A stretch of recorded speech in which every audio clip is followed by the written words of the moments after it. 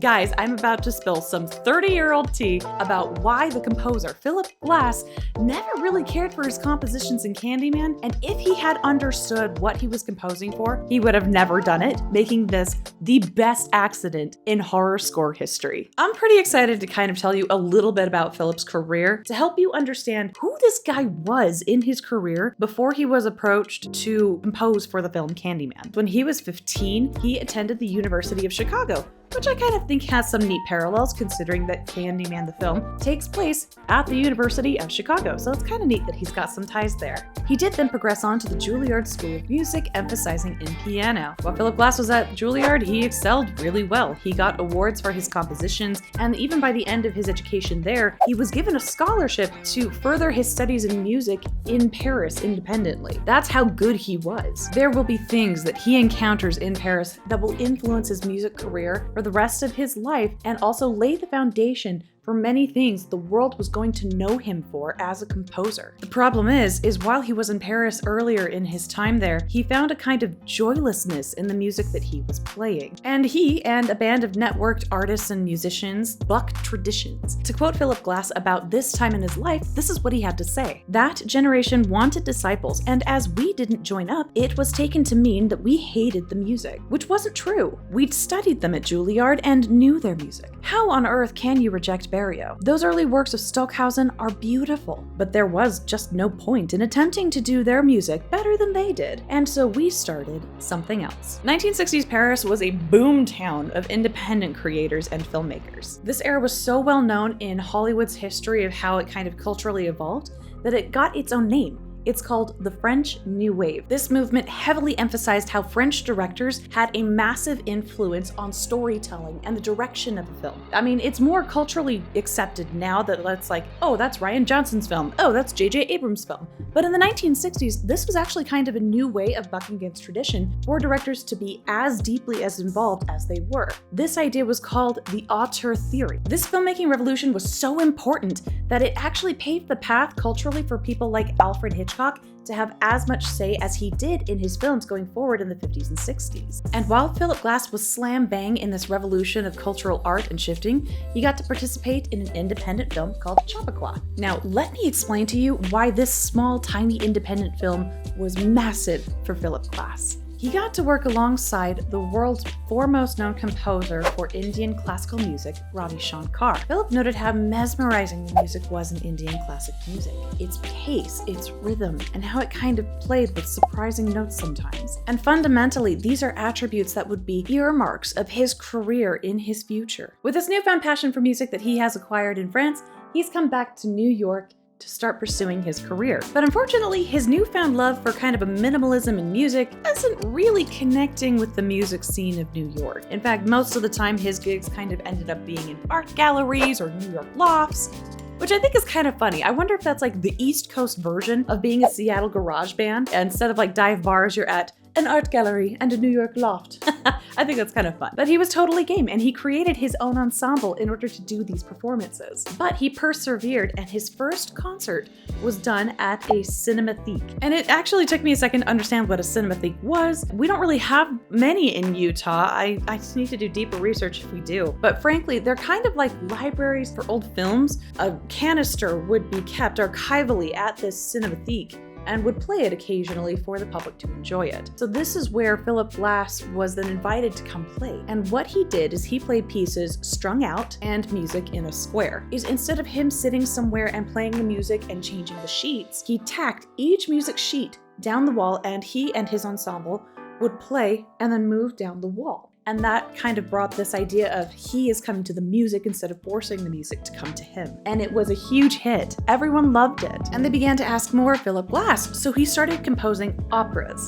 Now, when I say a Philip Glass opera, I don't mean like a woman in a Viking helmet belting across the floor. It is very experimental, and it does deal with not just rhythms and long stretches of brave notes, but also kind of a layering of those different rhythms on top of each other. But it's not in like a musical jig kind of sense. It is very much meant for you to hear the harmonics and appreciate the harmonics for what they are. And one of his most known operas is something called Einstein on the Beach. It began to get a lot of acclaim. People were loving the fact that this guy was willing to create an entire opera around the idea of just appreciating sounds as music. This is what Brian Eno had to say about that opera. The most extraordinary musical experience of my life. A viscous bath of pure, thick energy. This was actually the most detailed music I'd ever heard. It was all intricacy, exotic harmonics. After Einstein on the Beach, there was one other opera that he was also extremely well known for, and this opera in particular was probably more closely associated with like a traditionalist opera. This was called Akhenaten. Akhenaten is sung in Akkadian, Biblical Hebrew, and ancient Egyptian. But moreover, this particular opera was known for polytonalities. What's polytonality, Tasha? I am so glad you asked. Polytonality is this kind of optical illusion, but it's auditory. It's an auditory illusion where you play two notes, but they resonate so well together that you hear a third phantom note. So Akhenaten is actually known for playing music with these phantom notes that you can hear even if they're not technically existent or being played by any one instrument. So after Akhenaten, he wanted to get more involved in artistic things again with the filmmaking industry. So he got to participate in a film called Koyaanisqatsi, which is a Native American word meaning life out of balance or chaos. So it had candid footage of people walking in and out of an office building, a rocket going into space, and everything was footage played backwards. And even Philip Glass's compositions, they were played backwards. This is meant to be an artistic expression of life. It's chaos, but finding the beauty inside of it. And this is what the director had to say about it. The music is not decorative. It is a construction of the visual and the aural created together. Philip's music is the equivalent of the emotional narration of the film. Now, during this time, to say that Philip Glass composed a bunch of other compositions is an understatement. The guy kept busy and was hugely creative with what he wanted to do. And while I don't have time to mention all of them, as noteworthy as they are, I did promise you eventually we would talk about Candyman. Now, seriously, if you're anything like me, you're probably thinking, okay, this guy was getting like a lot of lift in New York. He was getting like highbrow operas and he was being considered one of the best composers of our generation. So how does this guy get connected for a slasher film? What's crazy is I did find part of the answer in that, and it's from Bernard Rose's perspective in telling the story of how he got connected to Philip Glass. He said that he was chatting with a buddy producer of his and that he was trying to get things put together for his project for Candyman, and how much he would just love to have someone like Philip Glass compose for his film. Like, that would be incredible. And his buddy producer was like, dude, I know Philip Glass. And so Bernard Rose was like, can you call him? Like, could you just at least see what he says? And before they knew it, Philip Glass was flying from a plane from New York to LA to hear the pitch about Candyman. Now, at this point in their production, they were kind of midway through shooting. Bernard Rose said that what he showed Philip Glass, he was like kind of scared to do. And that was it. There was no sound mixing. There was no environmental mixing. It was literally just dailies, very roughly cut together. And he showed this composition to Philip Glass and he pitched him on the premise of the idea. And to his shock, Philip said, yeah, I'll do it. But looking back at it now, knowing that he was part of the middle of the French New Wave revolution of filmmaking, seeing something like that probably wouldn't scare him off. He knew how to find the diamond in the rough, and he saw something in there that was beautiful to him. And so he went back to New York, he composed, he recorded it on a cassette tape, which he sent back in the mail to Bernard Rose, and Bernard Rose basically used that tape verbatim into his pre-screenings before they could do a professional orchestra recording. The music for this film is gorgeous. You've got Helen's theme, which is this lovely and gentle, soft, curious tone of what she wants to know and what she wants to learn about the world around her. And then you've got Candyman, who's got this big, booming organ and these vocals and these people and this choir singing. He gives him this godlike quality. And for 1991, this is the kind of music that was really different than what anyone expected. I don't know if you're as old as I am, but I remember, like, if you're gonna do some kind of action film, it's got these electric drums, like a do-do-do-do kind of sound. Film wraps up, it goes to pre-screenings, we clear that, it goes to print. Okay, the film's getting released. Philip Glass is gonna go down to the movie theater with his opera buddies and go check out the new film that that he was working on called Candyman. He was ticked. He was so mad about what he'd seen on screen that he had actually gone home furious, called the producer buddy that they both knew. From what I understand, he completely chewed out this mutual friend of his between him and Bernard Rose. And according to this panel where Bernard Rose is telling the story, he was kind of mystified as to why Philip Glass was that mad. And frankly, a lot of us are probably thinking, how could you not understand like the premise of a guy with a hook for a hand coming back for vengeance, which often results in blood? So it wasn't until about 2008 or so that Bernard Rose got reached out to by Philip Glass's office again. And they said, hey, Philip Glass would love to work with you on another project if you're available. Bernard Rose was taken way aback. He just wasn't sure why Philip Glass would be reaching out to him after things ended so badly in 1992. Bernard was sitting with Philip and they were talking about projects and they were talking about the vision of the project. And Bernard Rose, he said it just, the curiosity got the better of him. And he asked, hey, so what happened with Candyman? It took you years to sell the music and you were really, really upset. Philip Glass just kind of shrugged and he admitted, you know, I was being stupid. It's good music and frankly, I should have been selling it this whole time. Bernard Rose was all right with that answer, but then he couldn't help himself. He asked it again, like, why are you asking me for another project again? Because things did not end well. Philip Glass kind of shrugged and he said, well, my office was going through the books and it turns out like some of the best music that we've ever had. So even after not selling Candyman for almost a decade, it's still one of his best performing compositions in his career, despite this man being one of the most experimental, challenge of tradition known composers. Candyman is one of the most prevailing things that he has ever done. And that's why he wanted to work with Bernard Rose again, is because it was a successful kind of business deal.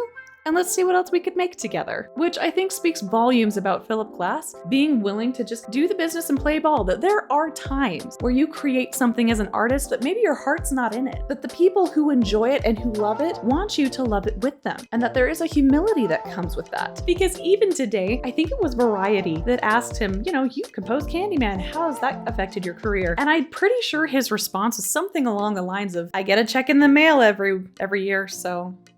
Now here is the tea. This is what you've been waiting for. I found out the exact reason why he was so upset about this film. And normally I wouldn't think this would have much credence and would just be rumor if it weren't for the fact that it was this really old forgotten URL on Philip Glass's website. As it turns out, the studio and Clive Barker were actually kind of unhappy with how not bloody the film was turning out to be. It was going to be this psychological thriller, and they both decided this was not what they wanted it to be. So what they did is they took an uncredited director and they put him into reshoots to make very specific scenes with copious amounts of blood. It was not something that Bernard Rose had any kind of say in. And because of that, the vision that Bernard Rose had pitched to Philip Glass was probably more ambitious, more ethereal as far as the psychological thriller, and the studio completely co-opted it and railroaded it into something else that they thought would be more marketable to a slasher audience. Yeah, this is what Philip Glass's website had to say about it. Somewhere down the line, the film's producers and Clive Barker became dissatisfied with Rose's work, probably because he wasn't creating enough overt gore and horror, and relieved him of the job of finishing the film.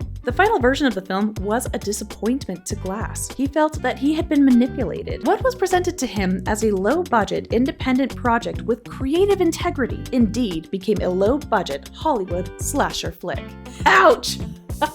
Tell me you think this is low class and lowbrow without telling me it's low class and lowbrow to you. I'd feel a little hoodwinked. This is the creative project and this was his third or fourth film, and reminding you, the first film he'd composed with changed his career. Second film he'd ever composed for was all backwards and deeply artistic, and his music was the backbone of it to tell the story. And then you've got Candyman, which was meant to be this ethereal idea about building belief around something that then became a bloodfest, undercut a lot of that storytelling, at least in his opinion at that time. It probably was a different film that was pitched to him, but that's why it's one of the best accidents of all time, because frankly, if he had understood how much blood was gonna go into this film, Philip Glass would have never composed this music. Now, it isn't to say that this burned Philip out on Hollywood for the rest of ever. He got a BAFTA for The Truman Show. He composed for big hitters like The hours. And he did even go on to compose for more horror films like The Secret Window. When composing for horror films in his future pieces of his career, this is what he has to say. Films like Candyman, for that matter. You're talking about events which you can't really explain and can't be explained by character. You have nothing to do with character. You're talking about the music that works more with the surface of the action than with the depths of the character. It's a very different way of working, and I had to learn how to do it.